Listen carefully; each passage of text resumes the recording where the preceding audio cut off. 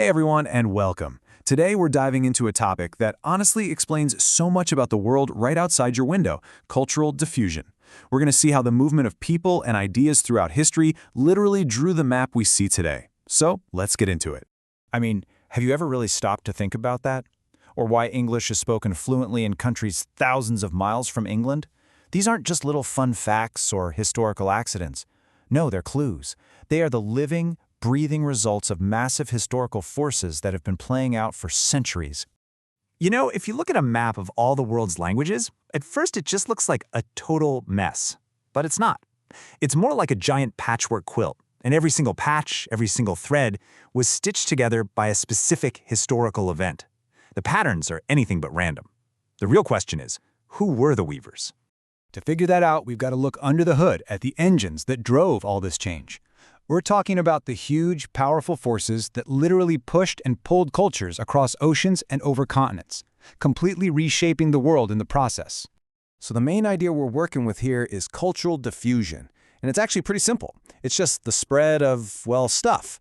Things like language, religion, technology, even food, moving from one group of people to another. Now, this can happen in a lot of ways, through trade, through migration, but two of the most powerful drivers for sure have been imperialism and colonialism. Okay, and I think this is a really important distinction to make. Think about it like this. Imperialism is the idea, it's the blueprint. It's one country saying, we want to extend our power and influence over there. Colonialism is the action. It's the construction crew actually going out, setting up shop, and taking physical control. One is the why, and the other is the how. And this whole process, it wasn't some one-and-done deal. Historians usually talk about two major waves of European expansion that just hit the accelerator on cultural diffusion and totally redrew the map of the world. This timeline lays it out perfectly for us. The first wave kicks off way back in the 15th century, and it's mostly focused on the Americas. Then, centuries later, a second wave hits, and this one is way faster. It happens in the 19th century with a huge focus on Africa and Asia. And the aftershocks of both, we're still feeling them today. All right, so that first wave, this is the era of explorers like Columbus. European powers, we're talking Spain, Portugal, Britain, France, they start sailing across the Atlantic. And they weren't just bringing ships and soldiers, they were basically unpacking their entire cultural toolkit on new continents. And here's the result. Plain and simple. The languages spoken today are a direct mirror of which colonial power controlled which area. English in the US and Canada, Portuguese in Brazil, Spanish almost everywhere else in Latin America. That is not a coincidence. It's a direct legacy, just like the widespread practice of Christianity. Okay, now let's hit fast forward a few hundred years to that second wave. In the late 1800s, European powers got into this absolutely frantic race to claim territory in Africa. It was a mad dash.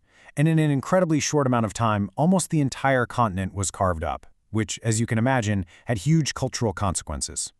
And this is the part that's so important. Even after these empires crumbled and countries fought for and won their independence, that cultural footprint, it stayed. A perfect example is Algeria. Today, Arabic and Berber are official languages, but French, the language of their former colonizer, is still a huge deal in government, in business, and in higher education. That's how deep the diffusion went. But, it wasn't all about conquest, not by a long shot. For thousands of years, way before these European empires, there was another, equally powerful force spreading culture around the globe: trade. Commerce has always been a highway for ideas. And the most famous example of this has got to be the Silk Roads. This network wasn't just for moving silk and spices from point A to point B. Oh no, it was the information superhighway of the ancient world. Down these dusty paths traveled art, technology, philosophy, and, maybe most importantly, religion. And you can see the results right here. Buddhism literally traveled in the packs of merchants and monks from its home in South Asia all the way into China and Southeast Asia. In the same way, Islam spread far and wide, not so much by the sword, but carried by Muslim merchants across the Indian Ocean and the Sahara Desert. For a lot of people, becoming part of the religion was the key to joining these massive, successful trade networks. So you take all of these forces, the conquest, the colonialism, the trade, you swirl them all together for a few thousand years, and you get the world we live in now. It is a truly blended world, a place where cultures have bumped into each other, mixed, and created totally new things, especially when it comes to language. So one of the big results of all this mixing is something called a lingua franca. It's basically a bridge language. It's the common tongue that people who speak different languages agree to use just so they can communicate and get things done. It's the language of global business, science, and travel. Now, English is the big global one today, right? That's a direct result of the British Empire's huge reach, and then later, American economic and cultural influence. But you have regional ones, too. For centuries, Arabic was the lingua franca for traders all around the Indian Ocean, and Swahili actually developed as the go-to language for commerce up and down the coast of East Africa. But sometimes, something even cooler happens. Instead of just borrowing a common language, different cultures will actually fuse their languages together to create something brand new. This incredible process is called creolization.